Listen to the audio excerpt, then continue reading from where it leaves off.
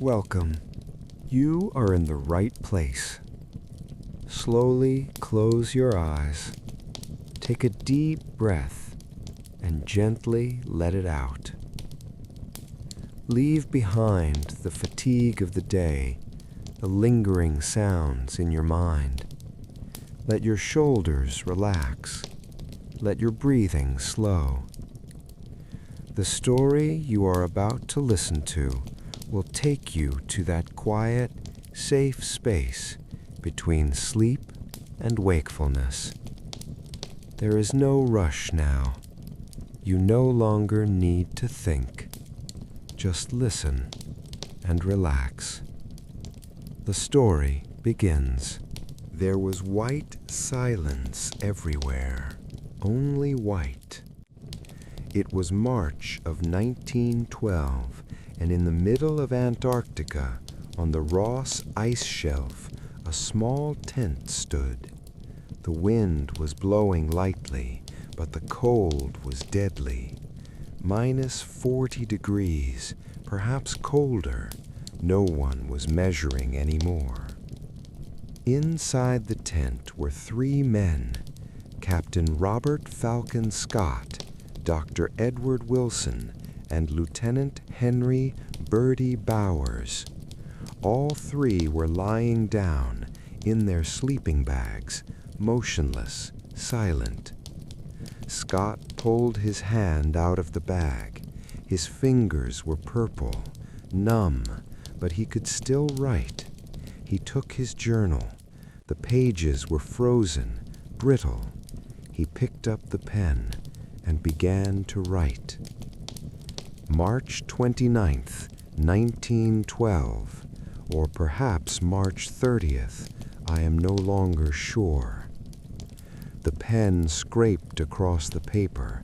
The ink was frozen, but the words appeared, slowly, with effort, but they appeared. Our food is gone, our fuel is finished, and the storm will not stop. We have been trapped in this tent for 11 days. 1 Ton Depot is only 11 miles away, but we cannot go. Wilson and Bowers are sleeping, or perhaps they are dying. I can no longer tell. Scott paused. He pulled his hand back. He was freezing, but he had to continue writing, because these words, these final words, might one day be found, and the world would know what they did, why they did it, and how they died. But this story did not begin here. The story had begun much earlier, years ago, perhaps a lifetime ago. Chapter 2. Childhood. Robert Falcon Scott.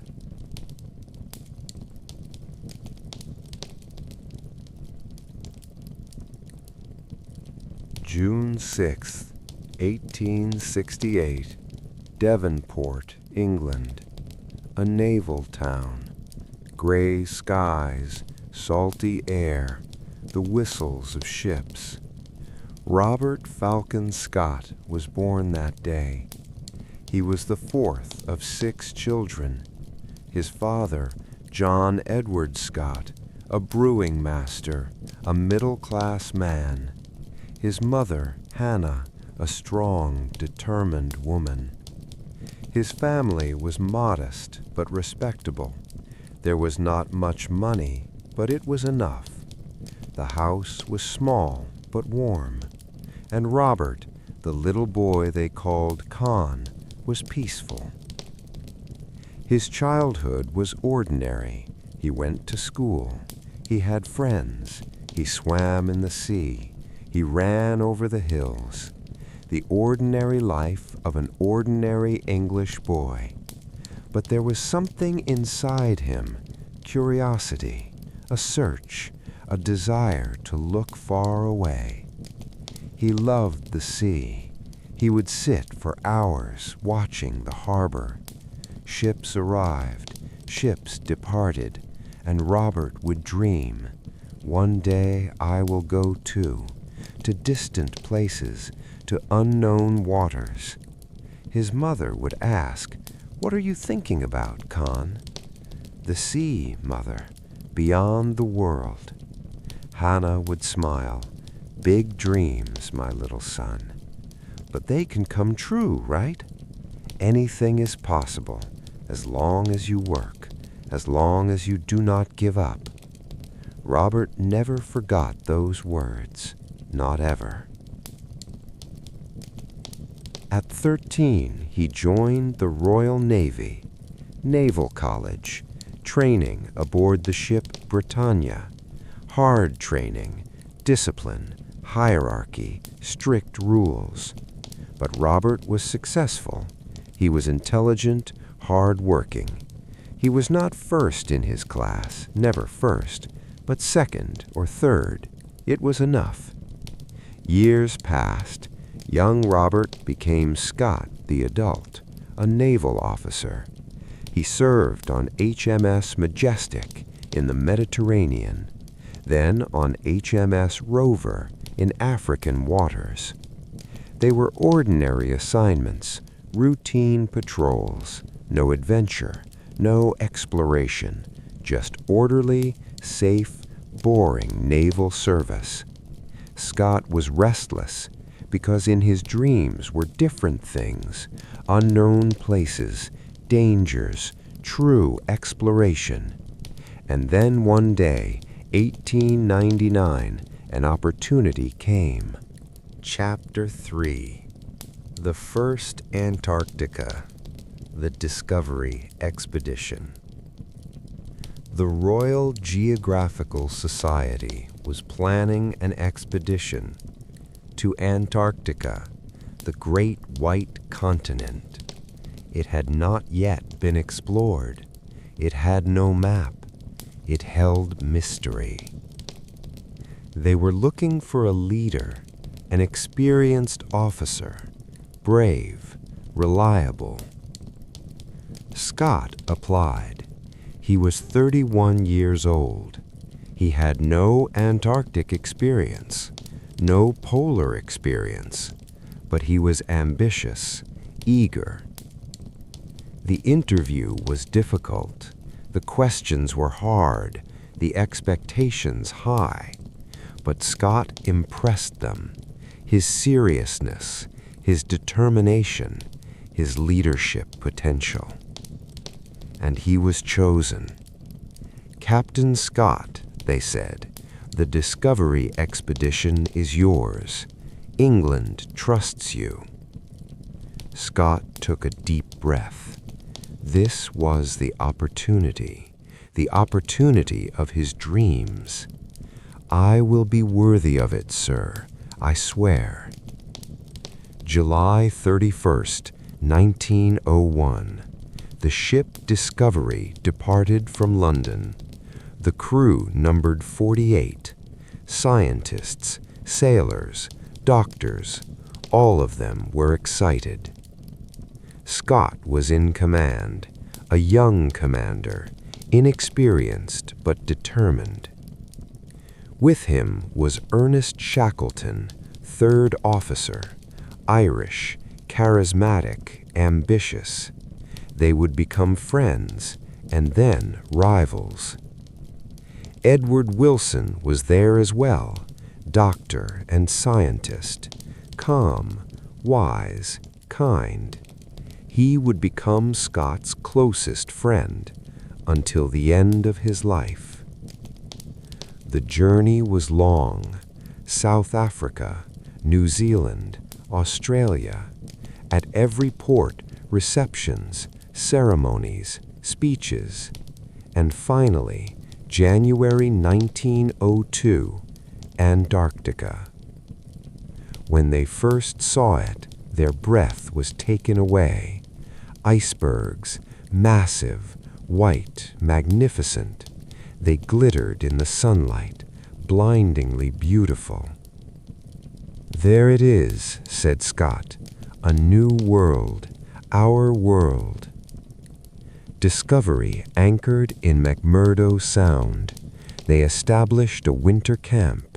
They built a wooden hut. Scientific work began. A year passed. Winter came. 6 months of darkness. The sun set and did not return. Only moonlight, stars, the aurora. The crew endured it, but it was hard. Confined spaces, limited food, monotony. Some fell into depression. Some became ill. Scott showed his leadership. He established routines, training, games, performances. He kept morale high. And in September 1902, when spring arrived, the great journey began. Chapter 4. Southward, the first attempt. Scott, Shackleton, and Wilson, 3 men, 1 goal, south, as far south as possible. They had dog sledges, they had supplies, they had hope. The first days were filled with excitement. They were exploring places no one had ever seen, ice shelves, glaciers, mountains. But then the difficulties began. The dogs became sick. Their feeding was wrong. No one knew how to care for sled dogs. One by one, they died. Food supplies dwindled. The calculations were wrong. They were consuming more than expected. And then illness came. Scurvy, a lack of vitamin C, gums bleeding, joints aching, exhaustion growing. Shackleton was in the worst condition. He was coughing up blood. Walking was difficult, but he kept going, stubbornly. December 30th, 1902. They reached 82 degrees 17 minutes south latitude, the southernmost point ever reached at that time. A record. But they could not continue because they would have died. "We must turn back," said Wilson. "Otherwise, none of us will survive." Scott wanted to object, but he knew he was right. They turned back. A long, painful return. Shackleton had to be carried on the sledge. Scott and Wilson pulled him for days. When they reached Discovery, all 3 were at death's door, but they were alive. The expedition returned to England in 1904, 2 years later. The reception was grand. They were treated as heroes, but Scott felt like a failure because he had not reached the pole. He had only come close. Shackleton was also disappointed. Because of his illness, Scott had sent him home early. He felt humiliated. He wanted revenge. The 2 men were now rivals. Both wanted the same thing, the South Pole, to be the first. Scott knew he had to go again, and this time he had to succeed. Chapter 5. The intervening years, marriage and planning. Scott was in England, 39 years old, famous but unsatisfied. He met a woman, Kathleen Bruce, a sculptor, independent, strong, beautiful. She was not traditional, free-spirited, adventurous. It was not love at first sight, but slowly something developed. Respect, admiration, then love. They married on September 2, 1908. A small ceremony, close friends, simple but sincere. Scott was happy, truly happy for the first time, because Kathleen understood him, his ambition, his search. She supported him. "You want to go back to Antarctica, don't you?" she asked one night. Scott was surprised. "How did you know?" "From your eyes. When you speak, you are always looking far away." "I'm sorry. I know I am a married man." "No," Kathleen interrupted. "Go, do it. I will wait, because I love you for what you do." Scott held her tightly. "I will come back. I promise." "I know, and you will return as a hero."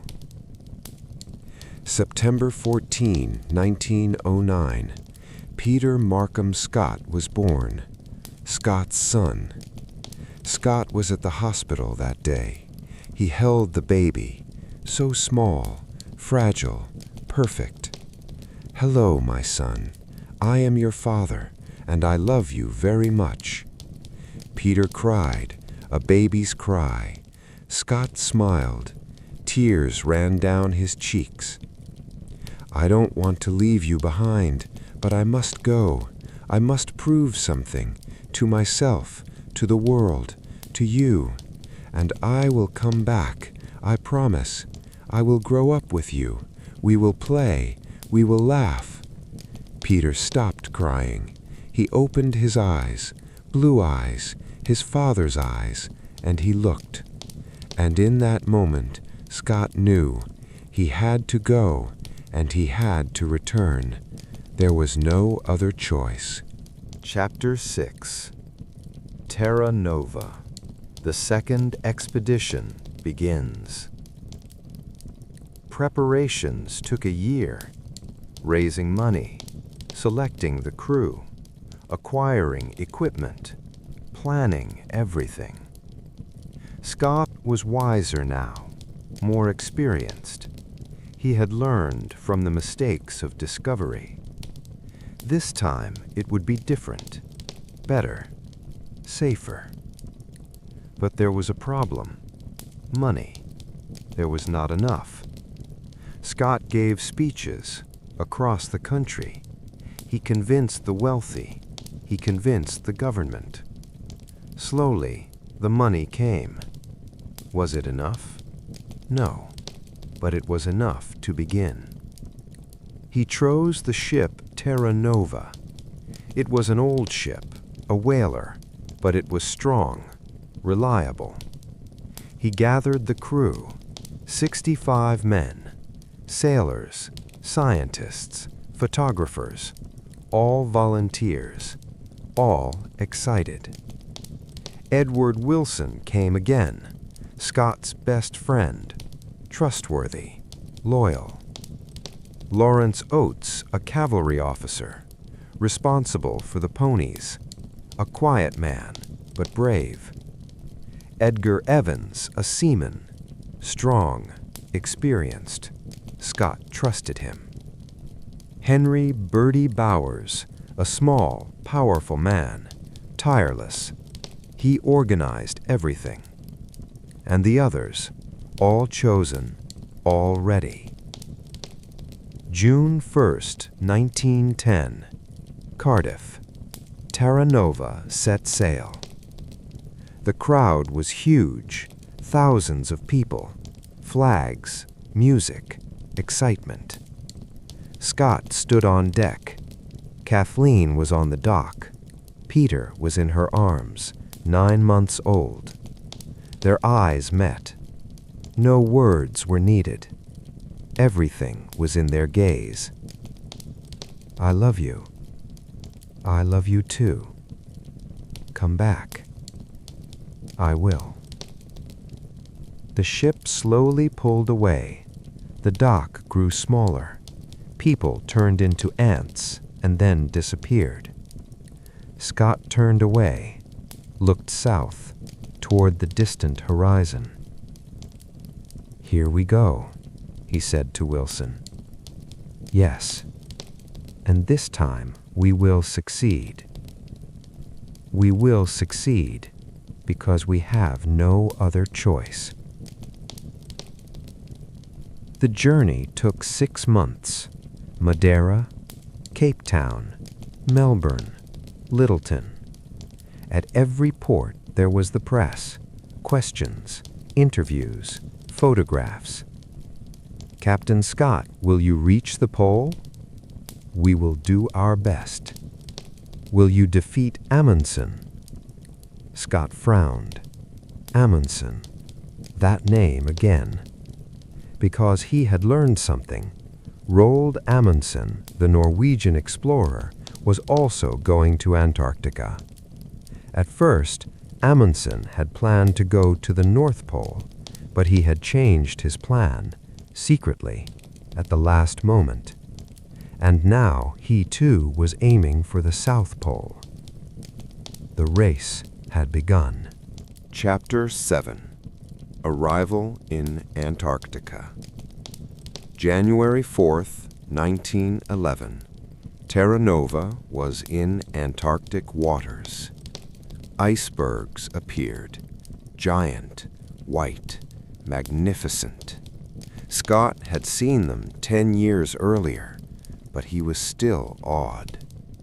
"It never changes," he said to Wilson.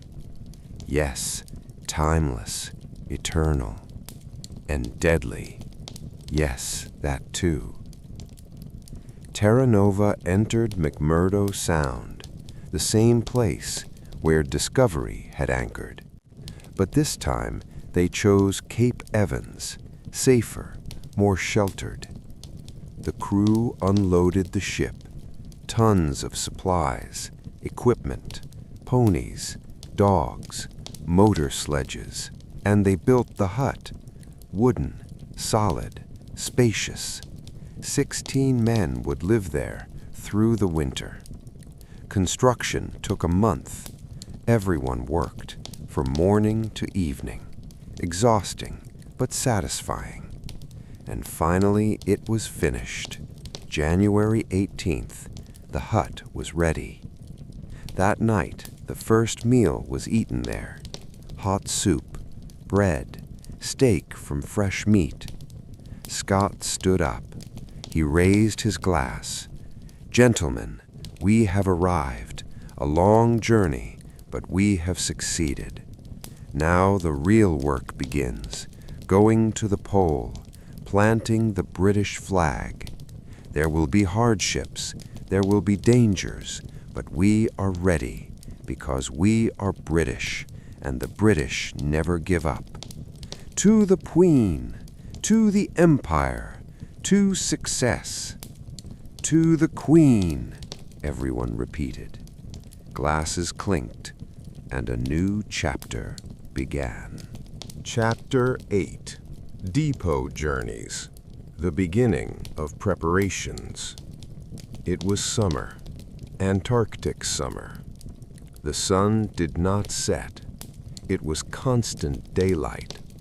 The temperature was -10, -15. That was considered warm. Scott began establishing depots, supply points along the route. They were vital for the polar journey. Corner Camp, 1-ton depot, depots on the barrier. Each contained food, fuel, equipment. Teams went out, came back, went out, came back. It took weeks. The ponies were tested on these journeys. Some were strong, some were weak. The motor sledges were tested as well, but they failed. One was lost on the ice. It sank. The other broke down. It was unusable. Scott was disappointed. Modern technology had failed. "We are returning to old methods," he said. "Ponies, dogs, and ourselves." March came, autumn. The sun sank lower. The days grew shorter. and on April 23 the sun set for the last time. It would not return for 6 months. Winter had begun, the dark winter. Temperatures dropped, -30, -40, -50. Going outside was dangerous. Freezing was a matter of moments. The crew stayed in the hut, 65 men in a confined space, for months. It was difficult, monotony, tension. There were arguments, small ones, but they happened. Scott showed his leadership. He established routines, organized lessons, scientific lectures, geography, seamanship. There was entertainment as well. They prepared performances, plays, songs, skits. Everyone participated. Laughter was good. Wilson painted. Herbert Ponting took photographs. Apsley Cherry Garrard wrote. And Scott planned the polar journey, every detail, who would go, when they would depart, which route they would take. But one concern occupied his mind: Amundsen. He was at the Bay of Whales, 60 miles closer to the pole, better positioned. And he had dogs, only dogs, light, fast, efficient. Scott had ponies, heavy, slow, troublesome. Also, Amundsen was experienced. He had lived in Greenland. He had learned from the Inuit. He knew polar life. Scott was inexperienced, a naval officer, disciplined but lacking flexibility. Before the race even began, Amundsen seemed ahead. But Scott did not lose hope because he had something: determination, stubbornness, British stubbornness. "We will win," he said to Wilson one night. "How can you be sure?" "Because the alternative is unacceptable. It's that simple." Chapter 9. Spring. Preparing to move. September 22, 1911. The sun returned. It appeared on the horizon. After 6 months.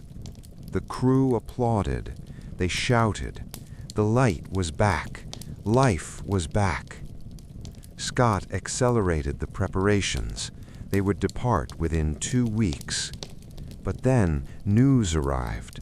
Amundsen had already started on October 20. Scott was shocked. It was very early. The weather was not yet warm enough. "Madness," said Oates. "They'll freeze." "Maybe," said Scott, "but maybe they will succeed, and we will be left behind." There was no panic, but there was urgency. They could no longer wait. November 1st, 1911, departure day. Scott set out with 16 men. There were 10 ponies, 2 dog teams, and the motor sledges. Perhaps they would work. He had written his final letter to Kathleen the night before. "My dear Kay, tomorrow we begin.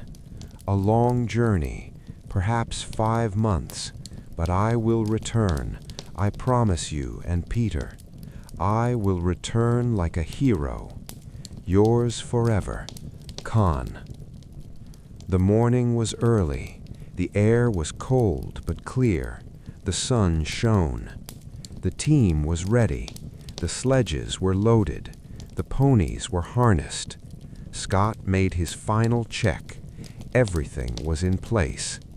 "Gentlemen," he said loudly, "we are setting out on a historic journey to the South Pole to plant the British flag.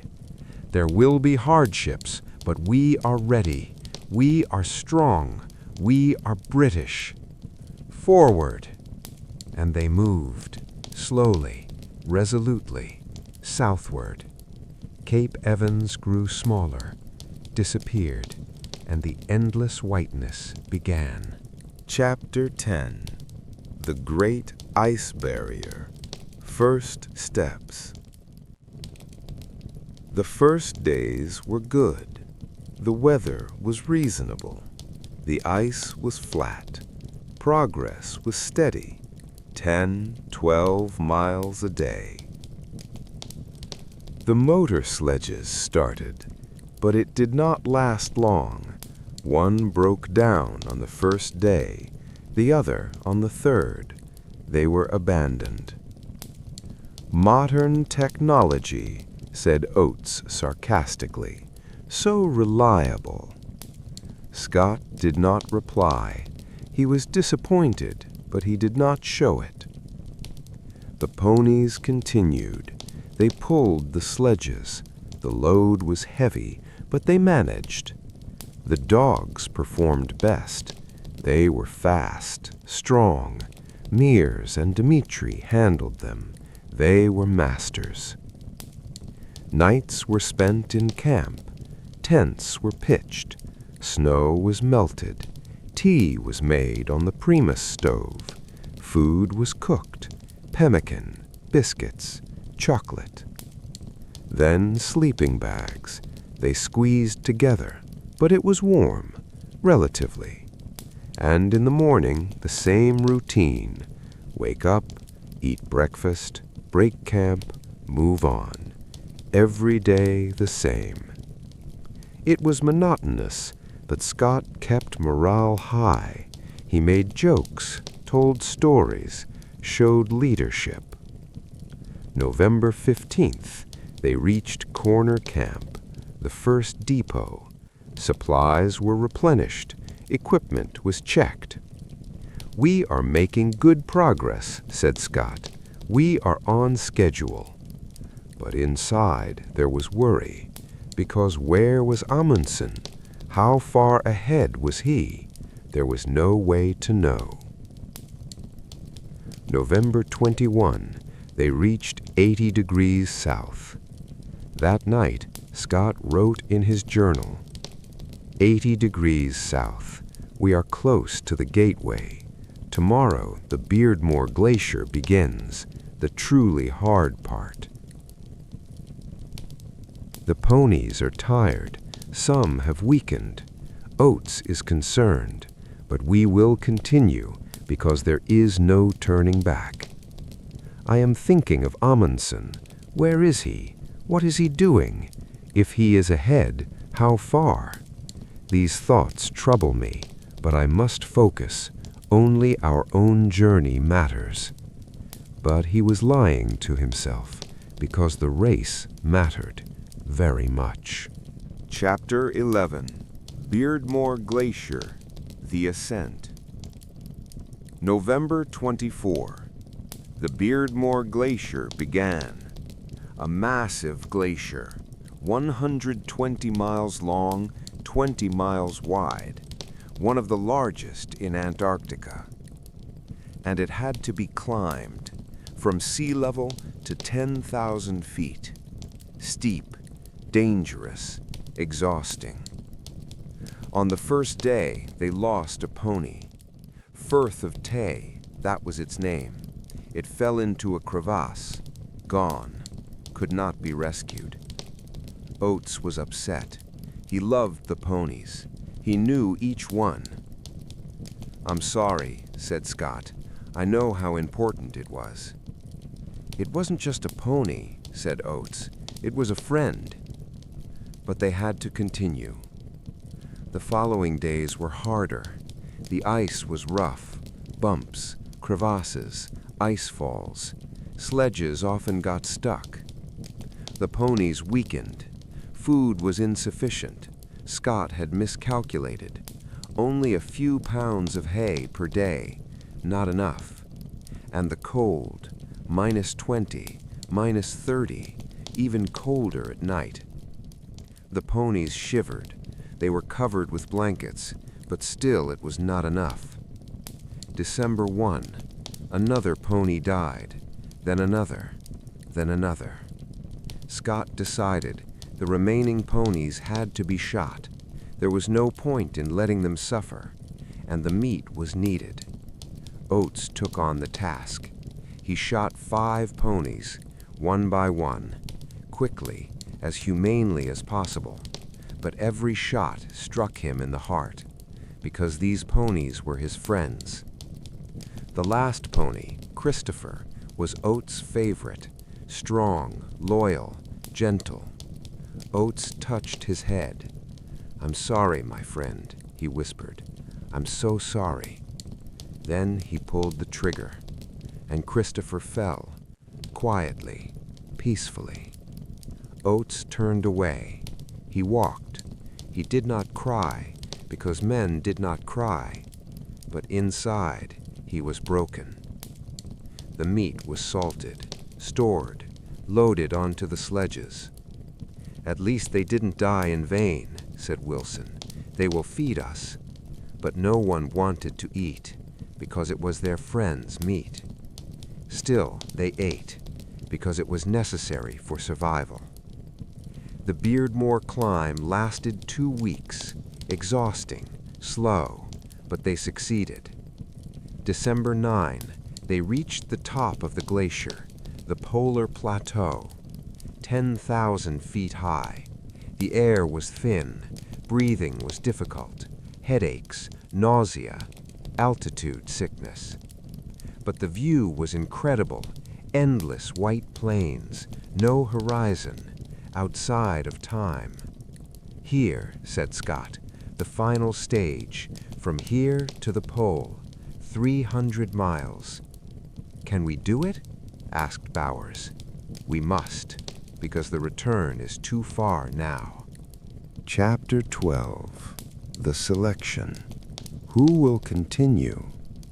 That night, Scott made a difficult decision. 16 men had started, but not all could continue. Supplies were insufficient. Progress would be slow. Some had to turn back. First, he sent 4, the support team: Day, Hooper, Lashley, Ford. Disappointment was clear on their faces, but they accepted it. "Good luck, Captain," they said. "Plant the flag for us." "We will," said Scott. "I promise." 12 men remained. Then, December 21st, he sent 4 more: Atkinson, Wright, Cherry Garrard, Keohane. Cherry Garrard cried openly, "Please, Captain, take me. I'll do anything." Scott shook his head. "I know, Cherry, but my decision is final. You are returning." "But why?" "Because of your eyes. You are myopic, dangerous at the pole. I'm sorry." Cherry accepted it, but his heart was broken. 8 men remained. And finally, January 3rd, 1912, Scott made the last selection. Only 5 men would go to the pole, the final team.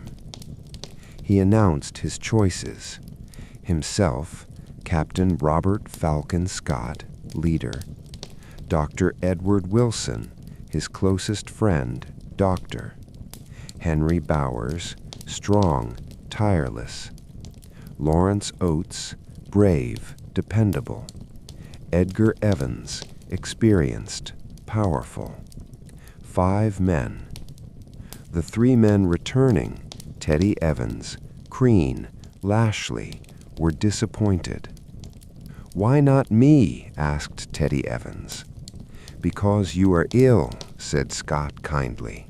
"Symptoms of scurvy. You cannot go to the pole."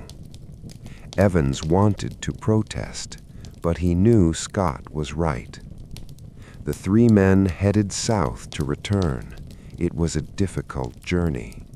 Teddy Evans nearly died, but Crean rescued him heroically. Chapter 13. The Final Steps Toward the Pole. January 4th, 1912. The 5 men continued. There were no dogs now, no ponies, only themselves. They pulled 2 sledges, straps over their shoulders, and they began. Heavy, every step a struggle, but they pressed on. They walked 8, 9 hours a day. Breaks were short. They could not afford to lose time. The weather was cold, -35, -40. The wind cut their faces, but their spirits were high because the goal was near, very near.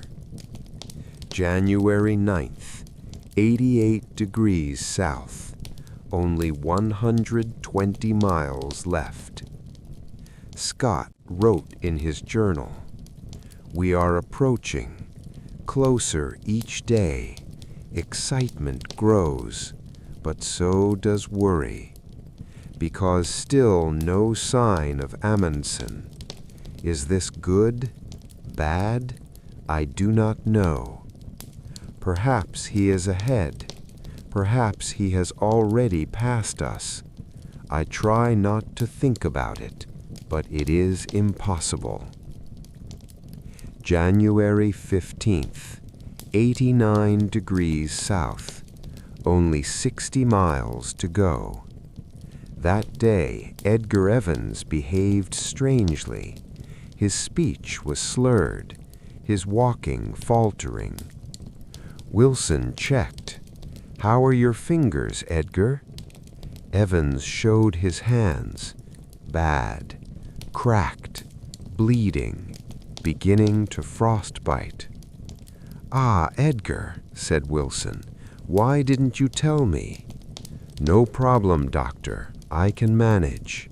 "But," Evans shouted. Then he calmed. "Sorry, I just want to finish, that's all." Wilson was worried, but what could he do? They could not turn back. They had come too far. January 16th. Bowers saw something. "Captain, there's something there." Scott stopped, lifted his binoculars, looked, and his heart sank. A dark spot on the horizon. "What is it?" asked Oates. Scott did not answer, because he knew. Inside, he already knew. They pressed on, closer, closer, and they saw it. A flag, a black flag, the Norwegian flag. A tent, small, simple, on the snow, and tracks, dog tracks, sledge tracks, human tracks. Amundsen had been here. January 17th, 1912, 90 degrees south, the South Pole. The 5 men stopped, beside the flag, beside the tent. No one spoke for a long time, because there were no words. Finally, Scott spoke, his voice tired, empty. "We have been beaten. Second." "No," said Wilson. "We have succeeded. We reached the pole. That is an achievement." "Being second is no achievement," said Scott. "History remembers only the first." Oates walked into the tent. Something was there, a letter, with a note inside. "Dear Captain Scott, I am sorry to find you here, as this was no race, but fate willed it so. We arrived on December 14th, 34 days ago. Please deliver this letter to the King of Norway if we do not return. Respectfully, Roald Amundsen. Oates handed the letter to Scott. Scott read it, then put it in his pocket. "What shall we do?" asked Bowers. "What can we do? We will do our duty."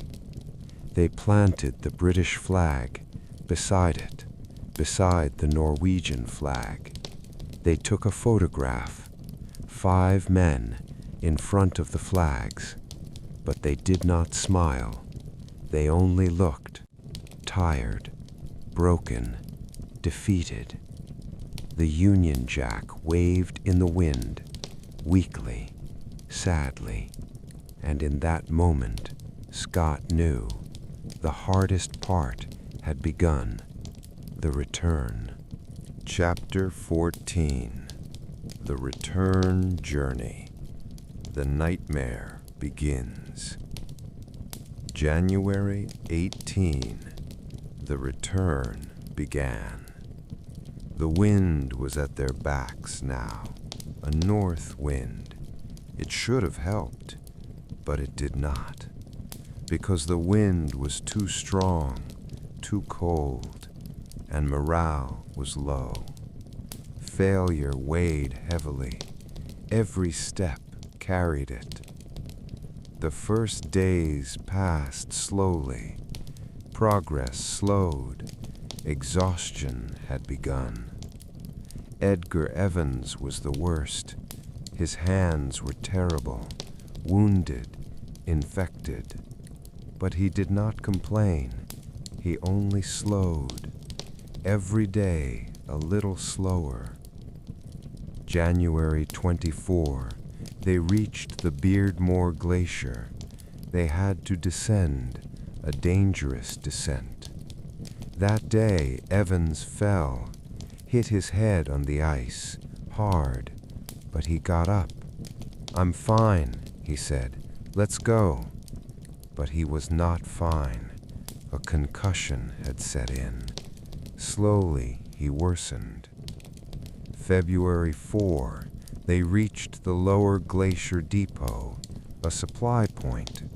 Food taken, fuel taken, but it was not enough.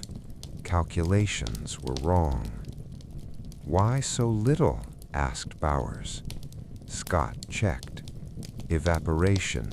Fuel leaked. "Will it be enough?" "It must, if we use it carefully." But he knew they were on the edge. Everything was critical. February 7, Evans could no longer walk. He fell, got up, fell again, got up, then could not rise. "Leave me," he said. "You'll go faster without me." "Nonsense," said Scott. "We go together." They began carrying Evans on the sledge, extra weight, but there was no other choice. February 16, Evans could no longer speak, only murmured, eyes blank. That night, in the tent, he took his last breath, quietly, peacefully, as if asleep. 4 remained. Scott wrote in his journal, February 17, Evans is gone. Brave man, good man, but this land is ruthless. It takes everyone. Now we are 4, and still 400 miles to 1 Ton Depot. If we reach it, we survive. Can we make it? I do not know.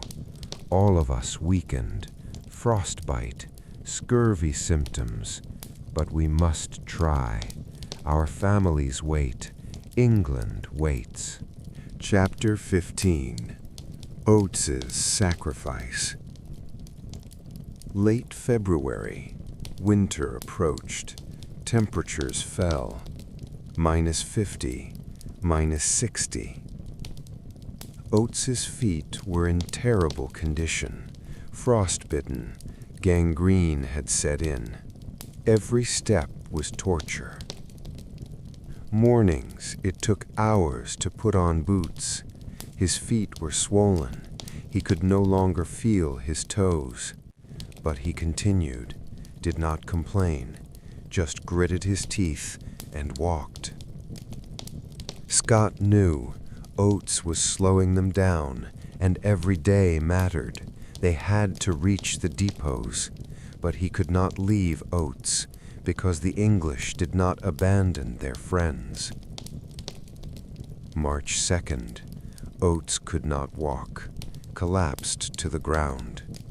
"I can't go on," he said. "Rest," said Wilson. "We will continue soon." But Oates knew resting would not help. His feet were dead, rotting.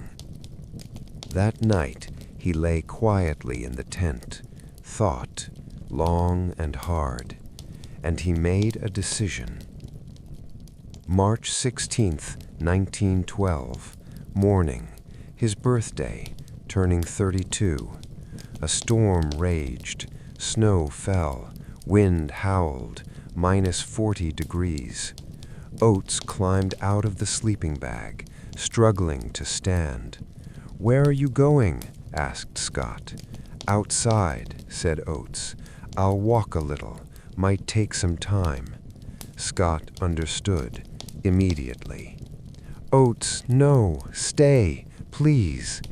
"This is my decision, Captain. Respect it." Scott wanted to stand to stop him, but Oates held firm. "No, let me go. This way is better." And he stepped out of the tent, into the blizzard, into the white nothingness. He never returned. Scott wrote in his journal, March 16th, "Oates left us today, walked into the storm, sacrificed himself to save us. I tried to stop him, but he was right. He was slowing us, and there was no time left. I have never seen such courage, such selflessness, never to be forgotten." Lawrence Edward Grace Oates, hero, gentleman, friend. Rest in peace, my friend. 3 remained: Scott, Wilson, Bowers.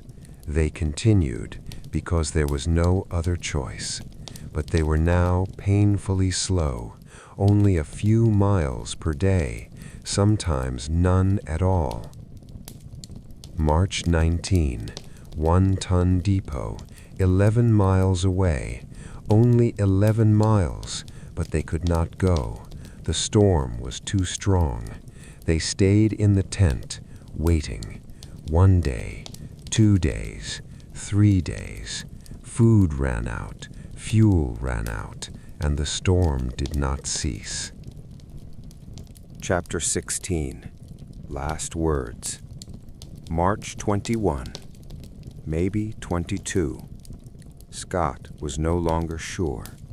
He took his diary, the last pages. With trembling hands, he began to write. "God have mercy on us. We did everything we could, but it was not enough. Wilson and Bowers are lying down. I do not know if they are dying. They are quiet, at peace. I am going too. My hands are freezing. I can no longer write, but I must write my last words." He paused. His fingers hurt, but he continued. "I leave messages for our families. To Kathleen, I loved you more than anything. You were the light of my life. Raise Peter well. Tell him that his father died bravely. Tell him how much I loved him. Goodbye, my love. One day we will meet again. To Peter, my son, I never got to know you, but I loved you forever. Be strong, be kind, be brave, and never give up. Your father is proud of you. To my mother, I am sorry, Mother, for not seeing you again, but I lived a good life, a full life. I am grateful to you for everything. Scott wrote other letters to the families of the team members. To Wilson's family, your husband was a wonderful man, brave to the very end. He never complained, never lost hope. Be proud of him. To Bauer's mother, your son was a hero, strong, loyal, tireless, our best friend. His name will live forever. To Oates's family, your brother sacrificed himself to save us. Such courage is rare. His memory is sacred. To Evan's wife, your husband fought to the end. He was strong. He was brave. He died with honor. Tell your children, their father was a hero. To Sir James Barrie, his playwright friend. Dear Barrie, these are my last lines. I am dying, but I am at peace. Take care of Kathleen and Peter. Help them. Protect them. Life was beautiful. The struggle was beautiful. No regrets. Only sadness, not seeing them again. But souls do not die. One day we will meet. Farewell, my friend. Con. And then, the hardest letter, to the people of England. Dear citizens, we have failed. We reached the pole, but we were not first. We die on the return journey. But this failure is not shameless, because we did everything in our power. We fought with courage, lived with honor, and die with dignity. Mistakes were made. Calculations were wrong. Luck did not favor us. But our spirits are unbroken. Our friendship did not falter. Our human honor stands. Please look after our families, our wives, our children. They made sacrifices for us, for the empire. And please know, we fought to the end. We never gave up, and we die in peace. God protect England. God protect the King. Sincerely, Robert Falcon Scott, Captain, Royal Navy. Chapter 17. The Last Breath. March 29th, 1912, or 30, maybe 31. Scott could no longer write. His hands were completely frozen. The pen fell. He closed his diary, placed it beside him. He looked at Wilson. He was sleeping, at peace, maybe dead. He did not check. He looked at Bowers, motionless as well. Was he breathing? He did not know. And himself, his body numb, cold, but no more pain, only fatigue, deep, endless fatigue. He closed his eyes, and he thought, Kathleen, beautiful Kathleen, her smile, her voice, her touch. Peter, little Peter, innocent eyes, baby laughter. England, green hills, rain, home, all so far away, in another world, in another life. But it did not matter, because they were in his heart, always in his heart. Perhaps he dreamed, perhaps he imagined. He saw himself, young, healthy, in Plymouth, by the sea. A child, 9 years old, watching the waves. His mother beside him. What are you thinking, Khan? The sea, mother, distant places. Will you go one day? Yes, one day I will see the world, every part of it. And will you return? I will return, mother. I always return. But he did not. He could not.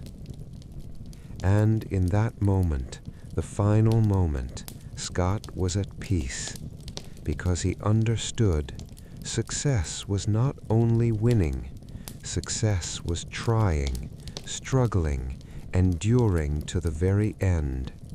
He had not won the pole, but he had gained something, immortality, because his story, his tragic, brave story, would never be forgotten. Generations would tell it, centuries would remember. Scott and his companions, the 5 men who died in the white silence, but heroes, eternal heroes. The last breath, slow, light, peaceful.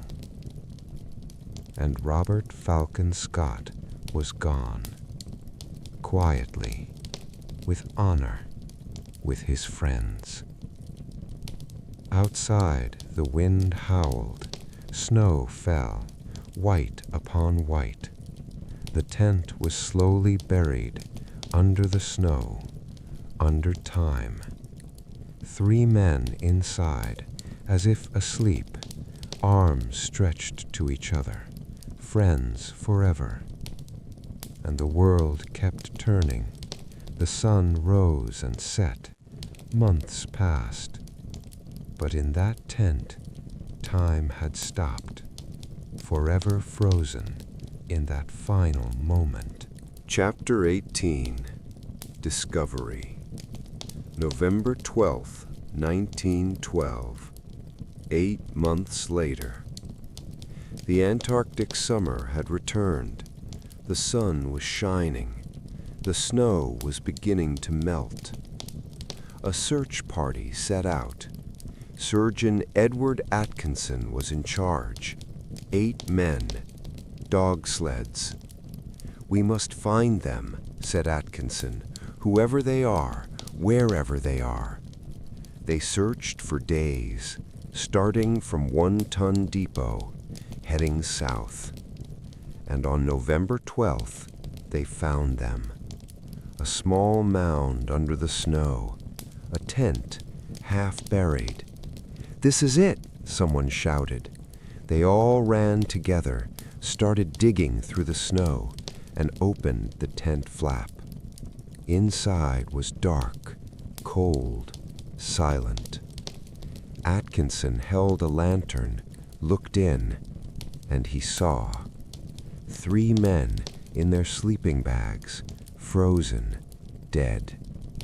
Scott was in the middle, one hand on Wilson's shoulder, the other reaching toward Bowers. Their faces peaceful, no pain, only fatigue, deep, final fatigue. Atkinson dropped to his knees. He cried, a big, strong man, but he cried. The others cried too. 8 men, they cried together, because it was so unfair. Only 11 miles, 11 cursed miles. Atkinson found the diary beside Scott, open. The last page, the last words, shaky handwriting. He read, every word, quietly.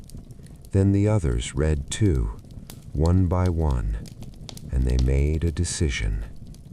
We leave them here, said Atkinson. We will not remove the tent. We will not take the bodies. Why? Asked someone. Because this is their grave, a sacred grave. Antarctica will be their eternal home. Everyone agreed. They closed the tent, piled snow on top, made a tumulus, a large white grave and placed a cross above it, a simple wooden cross with the inscription, "Here lies Captain Robert Falcon Scott, R.N., Dr. Edward Wilson, Lieutenant Henry Bowers. May God have mercy on them. 14 March 1912.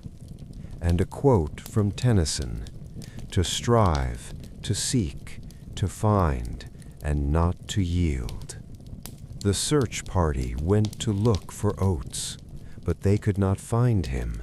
The snow had taken him. They placed another cross there, inscribed, "Here in November 1912 lies the body of Lawrence Edward Grace Oates, captain of the Inniskilling Dragoons during the British Antarctic expedition, March 1912.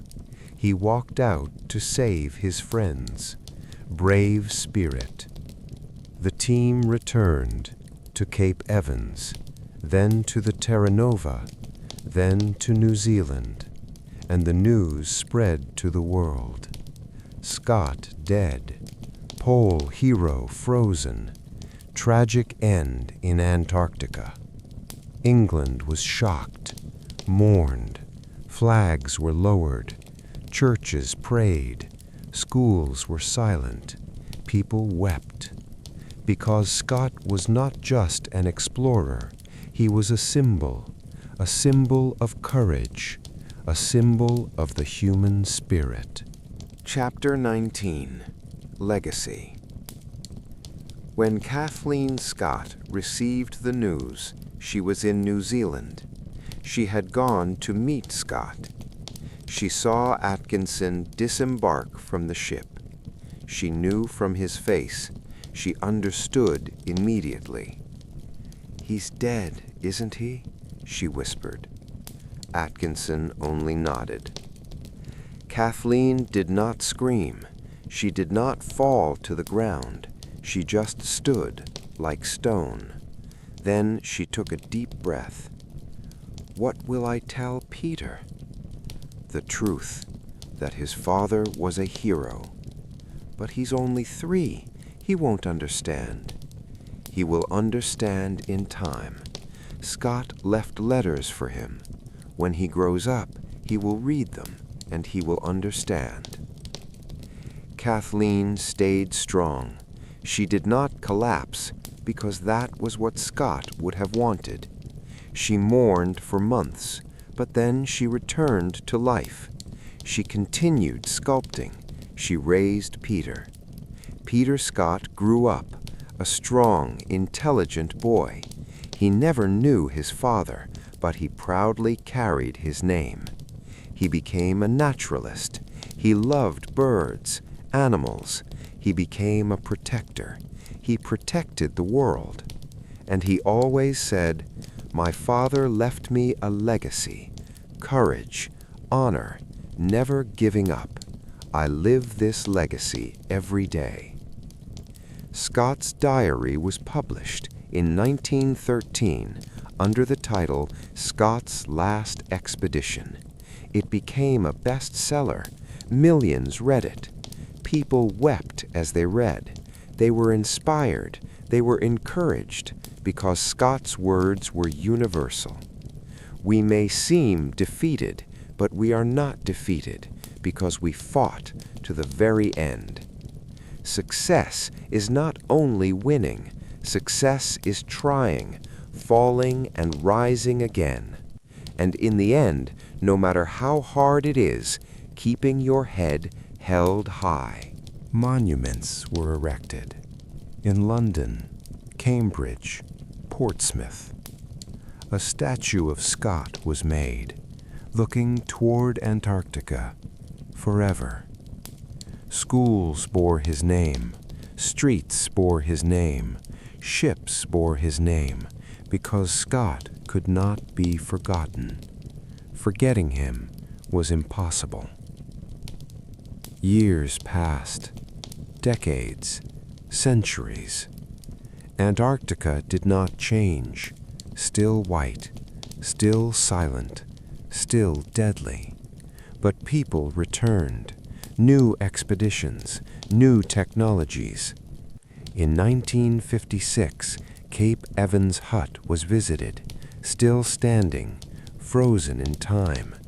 Scott's desk, Wilson's pictures, Oates's boots, all were there. Visitors wept because history was alive. It could be felt. And the grave, that snow grave, where? Lost, completely, because the Ross ice shelf moves 1 kilometer north each year. Now Scott, Wilson, and Bowers are in the ocean of ice, moving on an eternal journey. Perhaps one day, centuries later, the glaciers will melt and they will be freed. They will enter the sea, merge with the water, travel the world, and they will be everywhere, in every drop of water, in every snowflake. Immortal, truly immortal. Now, 112 years later, we still talk about Scott. Why? Because he came second, because he died, because he failed. But his failure became victory. His death became immortality. Because Scott taught us something. Life is not about the outcome. Life is the journey. What matters is not winning. What matters is trying, fighting, struggling to stay standing. We fall, we all fall, but getting up, rising again, that is courage. Scott fell. 5 times he fell, but 5 times he rose. In the last fall, he could not stay up, but he died trying, fighting. And this honorable, dignified death made him immortal. Close your eyes now. Lie down comfortably.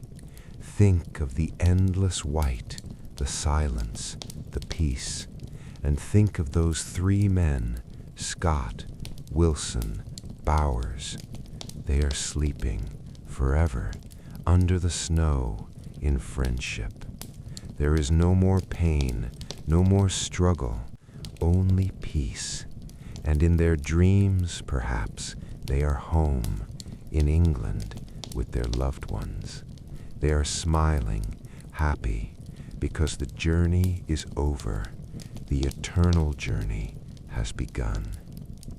And you, now, you have heard this story, the story of Scott, of courage, of friendship, of sacrifice.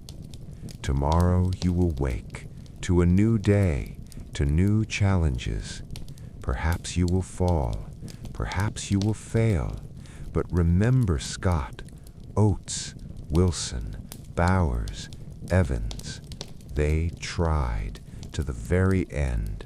They did not give up. And you can too. You can try. You can fight. And in the end, no matter what, you can hold your head high. Because this honorable struggle is the true victory. May your sleep be peaceful. In your dreams you will see white, endless peaceful white, and perhaps from afar you will hear voices. Strive, seek, find, and never give up. Scott's words, eternal words.